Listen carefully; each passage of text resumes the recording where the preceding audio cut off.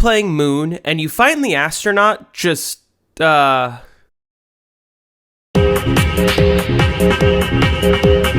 Well, some of you may have seen this before, but a surprising number of people actually don't know what this is about. Freezing the astronaut like this is actually a glitch that you can replicate yourself. And in this video, I'm going to teach you how to glitch the astronaut, how it actually works, and explain why you may or may not want to do this in your games. So first, let me explain how the glitch actually works. In order to glitch the astronaut, you need to be in the air on one of the jump pads in the biodome while he spawns in. What I believe happens is that when he spawns in while you're in the air, he doesn't know how to find your location and he gets confused and then just gets stuck dancing in place. I don't know exactly what causes this, but I know that this is how you do the glitch. That said, just because he gets stuck, it doesn't automatically mean he will be stuck forever. There are some things that can get him unstuck. However, if you can do all of those things and he doesn't get unstuck, then he will be stuck forever until you kill him. So, here's how you check if he is stuck forever. First, shoot him. Then, ride the jump pad again.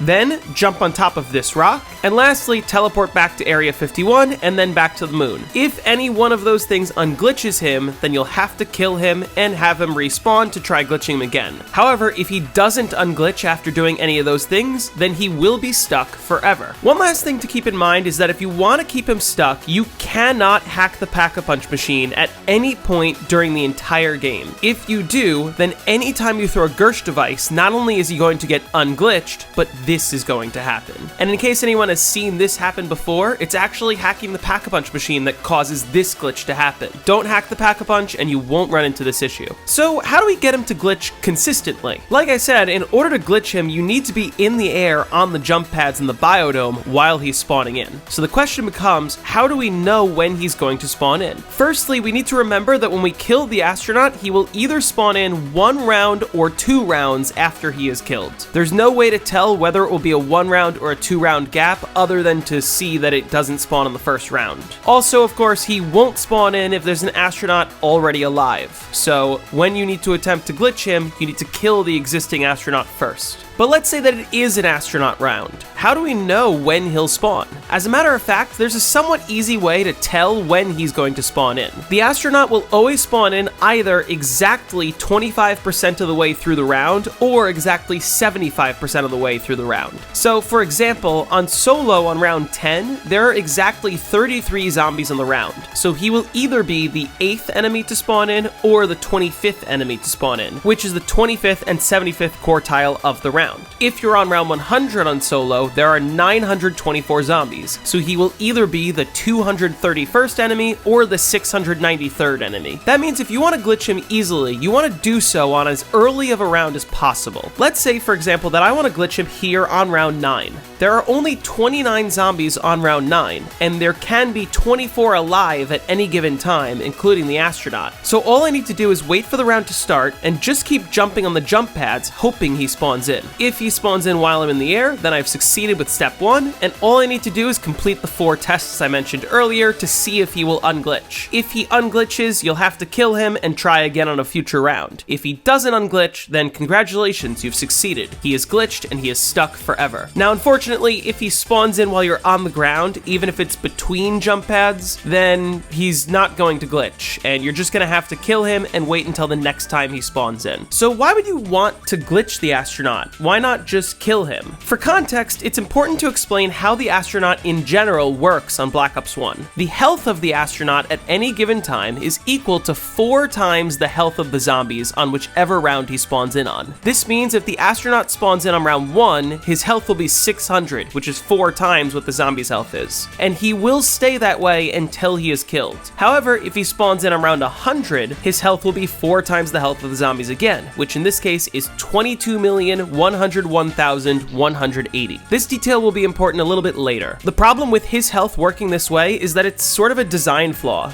The wave gun and Gershes cannot kill the astronaut, and bullet weapons and the ray gun can't kill him either on high rounds. If he spawns in on a really high round where bullet weapons are no longer viable, it will be virtually impossible to kill him. The only way to kill him somewhat consistently is with the QEDs, but even that isn't guaranteed to kill him, since you need the QED to specifically land on the astronaut explosion to kill him. The problem is that if QEDs are the only way to kill him on high rounds, then it's actually very difficult to deal with him. The reason being that, in general, you would much rather have Gershes instead of QEDs. You don't want to be holding on to QEDs because QEDs aren't guaranteed to give you power-ups. And since the wave gun doesn't drop any power-ups, Gershes are usually the best way to get power-ups. Power-ups can be hacked into a max ammo, which is the only way to continue killing without having to trade out. It's actually rare on solo that you'll be holding QEDs at any given time. Obviously, with 2 or more players, you could have one player holding QEDs and the other holding Gershes, but even so, it's still better for both players to have Gershes, especially considering that QEDs aren't even guaranteed to kill the astronaut. So that means that on high rounds, we need to find a consistent way to deal with the astronaut, and glitching is an option. Of course, it isn't the only option. Some people might be aware that the other option is to trap the astronaut. You can trap him in either Tunnel 6 or Tunnel 11. Depending on which tunnel you want to trap him in, you're going to need to keep one of these 2 doors closed.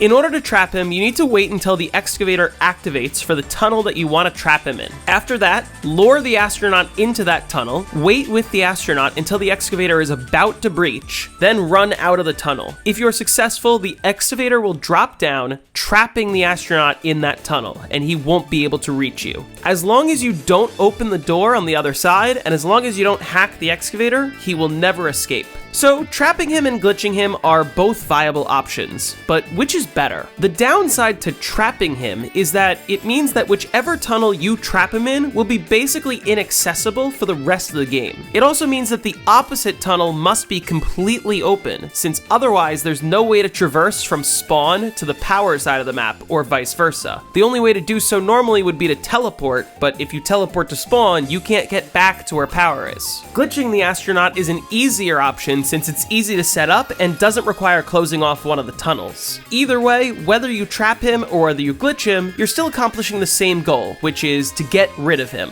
So, why is glitching the astronaut banned for high rounds? I will be the first to say it. I have always felt like it doesn't make sense to ban glitching the astronaut, and it's something that I've always said should be unbanned. But let me give you all some context for why it was banned. To do this, I need to give you a brief history of how high rounds on Moon have worked over the years. When the map first released, the best high round strategy that was discovered involved training in Tunnel 11 with this door closed. This is slow, but at the time it was discovered, it was safe. Keeping this tunnel closed meant that Tunnel 6 needed to stay open. Therefore, the astronaut could only be glitched, not trapped. There were a couple world records that ran this strategy back in the day. Now, eventually a new strategy was discovered, which takes place in the spawn room, and that ended up being the meta for many years. Because the strategy was in the spawn room, it didn't matter whether you glitched or trapped the astronaut, since you didn't need access to both tunnels. You can close one off and use the other one, or just keep them both open and glitch them. There were players who trapped him, and there were players who glitched him, and both were used for world records at various points in history. However, world record holders generally preferred trapping him since it was more consistent than glitching, and also because it was considered to be slightly more legit.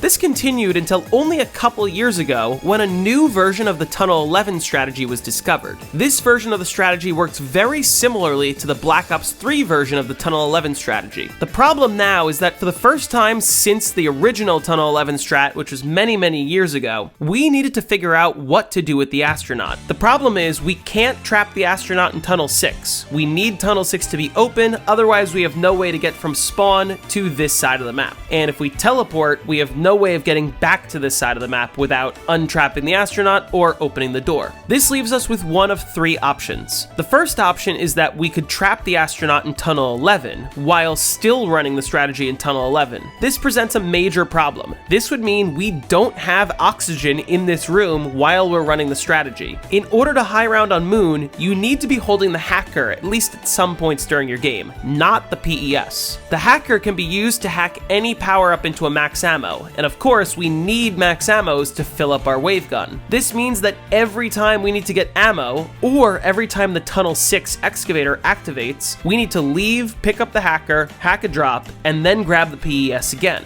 Alternatively, we could keep the hacker the whole time, meaning we'd have to run this version of the strategy where you're constantly going back and forth in and out of the airlock while killing zombies. This is quite difficult and can be quite sketchy. However, there are a handful of players that have played long games doing this version of the strategy. There is only one small problem. For some reason, if you have the excavator down in Tunnel 11 and you're running this strategy, it will crash your game. So it is not viable for world records. Therefore, nobody plays this version of the strategy anymore. Now, the second option is quite radical, but it's actually a lot easier than it looks once you give it some practice. And that is, you can play the strategy just with the astronaut. If you alternate between both sides of the room while killing zombies with the wave gun and zap guns respectively, the astronaut actually isn't able to catch up to you, and you can just avoid him. The problem being that one mistake can get you grabbed, which could very well end your run. It also makes it much difficult to hoard up the zombies and throw Gershes, and to hack power-ups. Now, your third option, of course, is to glitch him. This allows you to just play the strategy the easiest way and not have to worry.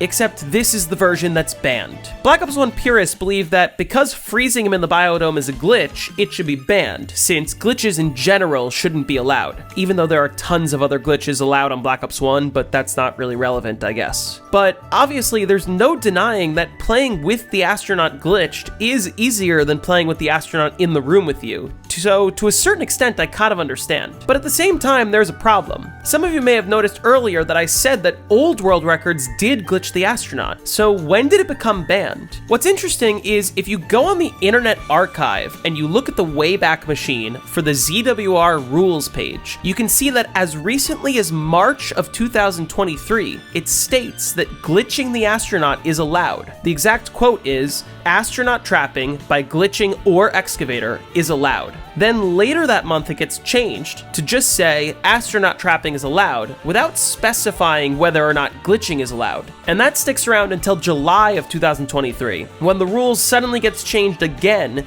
to specify that glitching the astronaut is banned. So what happened in July of 2023 for it to be banned? Well, I looked into it, and it turns out that actually nothing happened. There was no vote, there was no announcement about the rule change, nobody even opened a ticket in the ZWR Discord. I know, right? It just became banned. Even though it hadn't been banned for years, suddenly the rule changed without consulting anyone, or without announcing it. Just think about that when anyone tries to tell you that electric knife can't be changed. But more importantly, does it really need to be banned? If you look at the leaderboard, there's already a split category for with astronaut and without astronaut. Why is there a split category like this? Glitching the astronaut is banned in both categories, so what's the point of with astronaut and without astronaut? The current idea behind with/without astronaut is that the without astronaut category is either for people who play in the receiving bay, which would involve trapping the cosmonaut with the excavator, but that strategy is very slow and not optimal, and there's no reason to go for a world record with that strategy. Or alternatively, people who play the Tunnel 11 strategy with no oxygen, which, like I said, makes the world record impossible to beat since it crashes your game. And then on the other hand, the with astronaut category is for people who play this regular way with the astronaut in the room. So basically, the without astronaut category is just completely dead. It would make so much more sense if the without astronaut category allowed you to play with the astronaut glitch. That way both categories can utilize the Tunnel 11 strategy. The without astronaut category would be easier and more accessible to new players, while the with astronaut category would be the more advanced version of the strategy. And one could argue that playing with astronaut is actually the best way to play. There are a couple reasons for this. Firstly, one strategy that some people utilize is that you can save an astronaut from a very early round and not kill it until a high round. If you run out of wave gun ammo and Gershes, you can hoard up and then kill that cosmonaut as another way to hopefully get a power-up. Obviously, that only works once per game, since once he respawns, he will have very high health, but it is a good option. Another thing to consider is that whenever you do a trade-out, if you happen to get QEDs, you can use them to try to kill the astronaut before getting Gershes back. The reason that this is significant is because at any given time, there can only be 24 zombies alive at a time. However, the astronaut takes the spot of one zombie, meaning if the astronaut is alive, there can only be 23 zombies. This is significant because if you do play with the astronaut, there will be multiple opportunities throughout the game to kill him. And if you kill him, for a little while, 24 zombies will be alive instead of 23. That means that every wave gun shot should be killing 1 extra zombie on average, and same with every Gersh. That doesn't sound like a lot, but it will add up over time.